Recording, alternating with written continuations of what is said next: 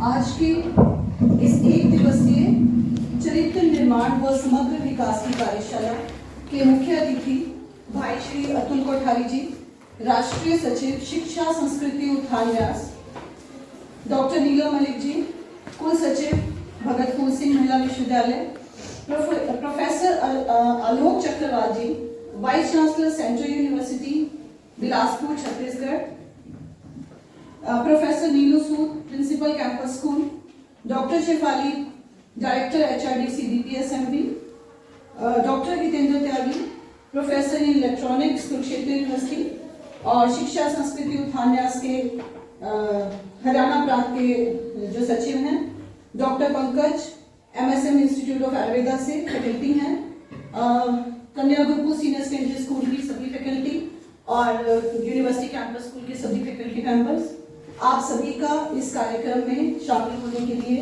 बहुत बहुत धन्यवाद। आप सभी का स्वागत है और अभिनंदन है। जैसे कि हम सबको पता है कि शिक्षा संस्कृति उत्थान न्यास वर्षों से चरित्र निर्माण और बच्चों के सर्वांगीण विकास के लिए कार्य करता रहा है।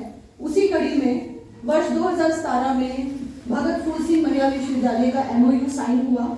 उसके बाद वर्ष 2018 में शिक्षा संस्कृति उत्थान न्यास के द्वारा कन्या गुरुकुल और यूनिवर्सिटी कैंपस स्कूल की स्टाफ के लिए, टीचिंग स्टाफ के लिए 3 दिवसीय कार्यशाला आयोजित की गई और उसमें हमने पहली बार भाग लिया। पहली बार हमारा जो कोऑर्डिनेशन हुआ शिक्षा संस्कृति उत्थान न्यास के साथ और बहुत अच्छी कार्यशाला रही। 3 दिन की अलग अलग उसमें सेशन थे। हमें बताया गया कि शिक्षा, खैर ये चीजें हमें पता भी होती है लेकिन हम भूल जाते हैं, रूटीन में इन चीजों को हम लागू नहीं करते हैं। लेकिन वो जो 3 दिवसीय कार्यशाला थी वो सच में हमारे लिए आंखें खोलने वाली थी कि बच्चों का सर्वांगीण विकास तो हमारा कार्य है, उसमें हमारी मानसिक, बौद्धिक, आत्मिक, शारीरिक सभी हमने करना है, लेकिन उसके साथ साथ चरित्र निर्माण और देश का निर्माण ये एक शिक्षक का सबसे बड़ा कार्य है। तो उस दिशा में दोनों ही स्कूलों ने कार्य करना शुरू किया। अलग अलग हमने जो कोशों थी, हमने अपने दोनों ही स्कूल ने 5 जो कोश थे उनमें ग्रुप में डिवाइड किया, उन कोशों के लिए काम करना स्टार्ट किया। लेकिन बीच में कोविड आने की वजह से वो कार्य जो था वो रुक गया। बहुत प्रगति पर हम कार्य कर रहे थे, चाहे वो चरित्र निर्माण का था, चाहे वो समाज सेवा के लिए था, चाहे वो पर्यावरण के लिए था। उसके बाद कोविड के बाद जब दोबारा से स्कूल रेगुलर स्टडी स्टार्ट हुई तो हमने उस कार्य को दोबारा करना स्टार्ट किया।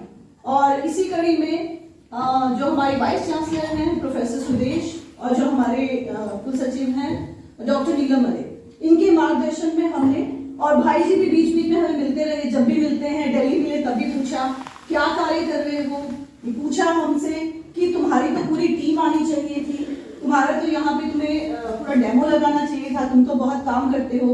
इवन मैडम मित्तल मिले, पंकज मित्तल, उन्होंने भी कहा, मुझे स्पेशली कहा, हमारे टीचर्स भी थे कि मैं तो देख के हैरान हूँ कि तुम्हारा पूरा यहाँ पे तुमने क्यों नहीं लगाया हुआ डेमो, तुम तो बहुत काम करते हो।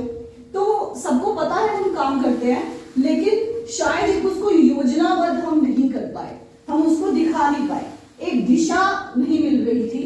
तो उस दिशा को शिक्षा संस्कृति उत्थान न्यास ने हमारे को दिशा दिखाई और हम उस कार्य को कर रहे हैं। लेकिन जो बीच में ब्रेक लगी थी तो भाई जी को मैं आश्वासन देना चाहूंगी दोनों ही स्कूल की तरफ से कि ये कार्य हम आगे भी करते रहेंगे। दोबारा से कुछ योजनाएं हमने बनाई हैं। अगर मैं स्कूल के स्तर पे बात करूं तो इसमें वैसे हमारे वाइस चांसलर मैडम की बहुत मार्गदर्शन रहा इसमें। उन्होंने बार बार कहते हैं क्योंकि कन्या गुरुकुल तो एक गुरुकुल है तो हमें उसको गुरुकुल परंपरा को नहीं छोड़ना है।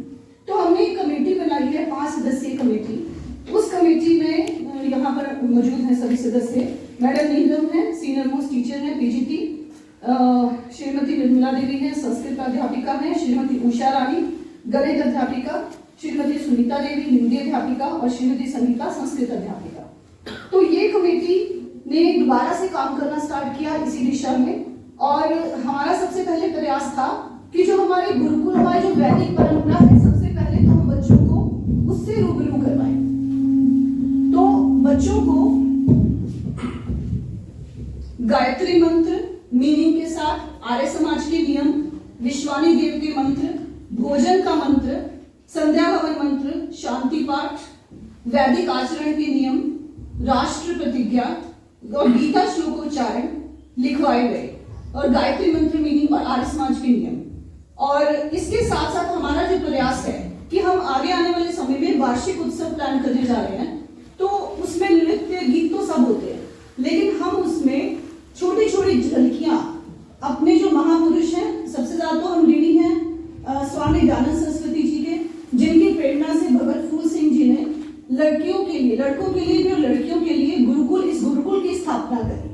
और उसके बाद बहन सुभाषिनी जी उसको आगे लेकर गई, और उसके बाद वो जो गुरुकुल था वो यूनिवर्सिटी के रूप में विकसित हुआ, और आज हम सभी उस यूनिवर्सिटी के ही अंदर काम कर रहे हैं। तो उन सभी महापुरुषों की जो जीवनियां हैं, ये हमारे सभी टीचर्स हैं। इसके साथ ही जो हमारे हाउस के जो इंचार्जेस हैं, उन सब ने एक एक पार्ट ले लिया है। जैसे भगत फूल सिंह जी का जीवन चरित्र, भगत सिंह, क्योंकि हमें पता है भगत सिंह जी के ऊपर भी आर्य समाज का बहुत ज्यादा प्रभाव था, और बहन सुभाषिनी जी और भगत फूल सिंह और स्वामी दयानंद, इन सभी का जो चरित्र चित्रण है वो हम छोटी छोटी नाटिकाओं के माध्यम से करेंगे। कल मुझे भगत फूल सिंह का चरित्र टीचर ने दिखाया, मैं देखकर हैरान रही कि गांव की बच्चियां उस एक्ट को इतने अच्छे तरीके से कर रही है जैसे उन्होंने आत्मसात कर लिया उनका भगत जी का कैरेक्टर, और बहुत ही छोटी सी तैयारी में। तो ऐसा लगता है कि जो हम बीज बो रहे हैं, जो हम कार्य कर रहे हैं, वो जरूर फलीभूत होगा आप सब लोगों की प्रेरणा से, मार्गदर्शन से। तो हम ये तो नहीं कह रहे कि हम बहुत बड़ा काम कर रहे हैं, ये सागर में बूंद की तरह है, लेकिन बूंद बूंद से सागर तो नहीं भरेगा, लेकिन मुझे लगता है घड़ा जरूर भर जाएगा।